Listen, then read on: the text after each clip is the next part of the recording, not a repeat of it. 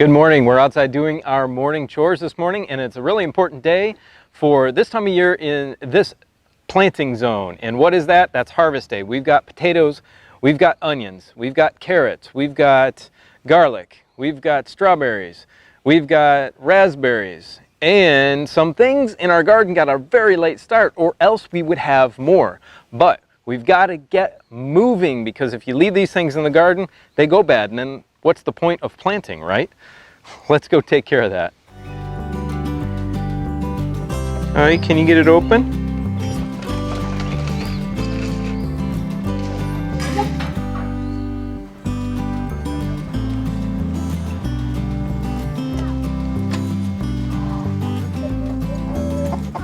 Here inside of our garden shed, we keep a supply of these used grocery bags, these plastic bags. Yes, we use plastic. Why? Because we reuse them, and they are incredibly handy for harvesting in the garden.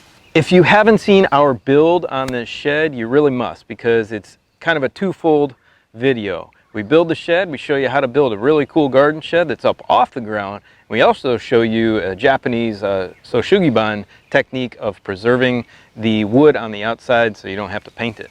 Go check that out. Harvesting on time in your garden is very important. Why? Because you took the time to grow the vegetables, because you're trying to feed your family, and if it sits here and rots, in the case of, like, you know, say watermelon or cantaloupe or things like that, not necessarily peas just dry, but if you have something that's rotting in your garden, it's going to bring a lot of bugs and things like that, unwanted pests from the garden. So harvesting is a really, really important task you don't want to miss, and you want to take advantage of as soon as they're ready. Now we need to get the remainder of these carrots out of the ground regardless of what they look like. If they're too small, it's just going to get too hot for them in the summertime, especially here in Zone 8B in Texas.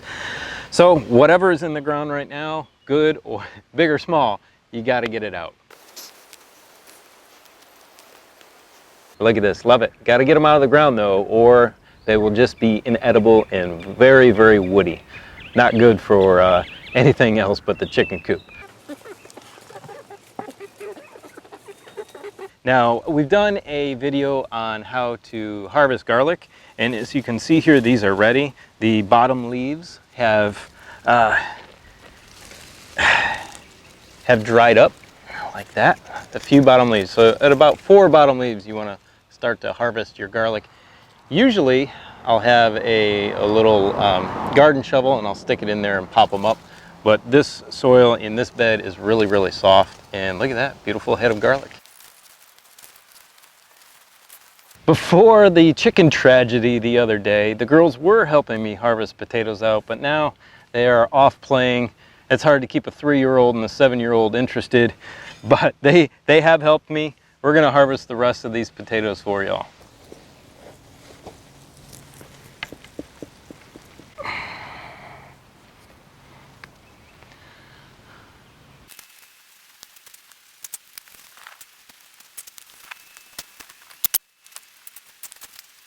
I'm going to splice in that video of us picking onions, my daughter and I picking onions, right before we discovered our poor chicken dead. So let's go check that out, and we'll come back to this video in a second. They are ready to get out of the ground. When they do this, they've turned a little bit brown around the bottom leaves like that, and they've fallen over. It is time to get them out of the ground. Now, a lot of people just lay them over or pull them out and lay them over to dry in the sun like that. We actually have a drying rack system that we have made, and if you haven't seen that video, we already made that video. I'll link it up here in the description or in the cards, and that's how we dry them. But right now we need to get these out of the ground. I'm going to leave some of the ones that are still standing in the garden, see if they get just a little bit more size. They'll probably lay down after the storm. We'll see what happens, but make sure they get a little bit more size or as much growing time as they possibly can before we pick them out.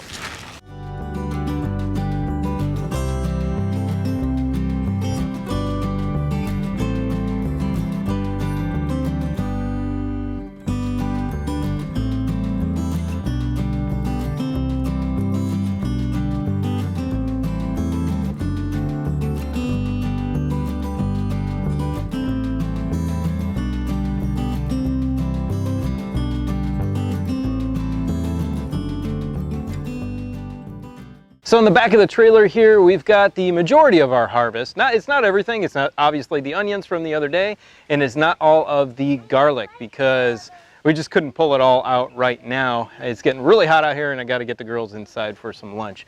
But we've got all of our potatoes that were left in the garden that we didn't get the other day. We've got all the rest of our carrots that we didn't harvest throughout the season.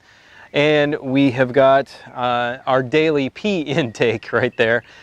There really weren't enough raspberries to really show you picking them off. And my daughter ate a whole ton of them, and honestly, so did I. But there were also just a few strawberries because we did pick some last night. We usually pick those on a daily basis because they're just new ones, ripen every day. Maybe 10, 12 strawberries in our patch, 10, 12 strawberries at a time. We're just constantly harvesting those, and they get eaten pretty quick. So that's our day so far. The only thing we have left really is to get some fire blight spray on one of our apple trees. It's not looking good, and that stuff will kill a tree pretty darn quick. Down here anyway. So we got to get that on. I got some new stuff. I'll probably show that to you in the future. Recommended by another Michigan State University horticultural professor from the College of Agriculture and Natural Resources. Good guy. Maybe I'll link his channel down below. It's got a lot of great information on it. Gary Heidlich. Anyway, have a great day. We will see you on the next video next week. Don't forget, Sundays are our DIY how-to videos. And our vlogs usually go Wednesday, Thursday, sometimes Tuesday. Hey, you just got to keep an eye out for them. As a reminder, if you want to learn more about gardening, here is our gardening playlist. We've got a lot of great information for you, so head on over there right now.